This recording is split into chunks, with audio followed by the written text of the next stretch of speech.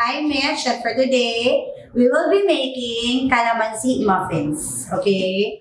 So, ang mura ng calamansi namin dito.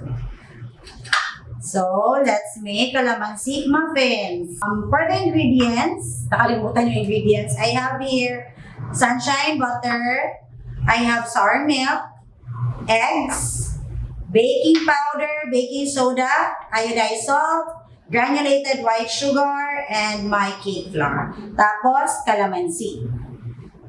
Let's start. First, if you have KitchenAid, use paddle attachment. Tapos, cream natin si butter and sugar. Around mga 3 minutes, okay? Make sure your butter is soft. While waiting for the creaming method, mag-zest na tayo kay calamansi. Okay? After the zest, lagay ko si calamansi juice. Okay? That's around 12 medyo malalaking calamansi. Ganito. 12 na ganito. Okay?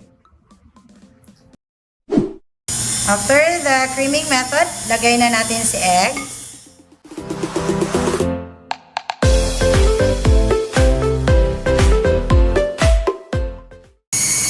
And then, mix natin yung mga leavening agent. Baking powder, salt, and baking soda. After the eggs, alternately add your dry and your liquid. Okay, start kayo kay flour mixture with your zest. And then your sour milk. Your sour milk, guys, is just your milk and your vinegar. Okay, that's 1:1. 1 cup milk, 1 tablespoon vinegar. Okay, tapos do not overmix it. Then, scoop natin. Okay? Since wala siyang frosting, medyo dinamihan ko siya.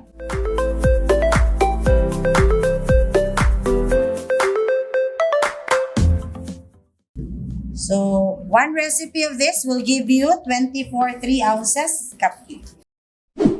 For this, bake natin to 300 degrees Fahrenheit around 30 minutes. Okay? There you go, our calamansi muffins. Okay? Pwede to pang kids, but mas masarap to pang adult. Okay? Habang nagiinuman niya na yung pulutan. There you go, guys. Again, our calamansi muffin. Thank you for watching. Don't forget to like and subscribe our YouTube channel. Enjoy baking!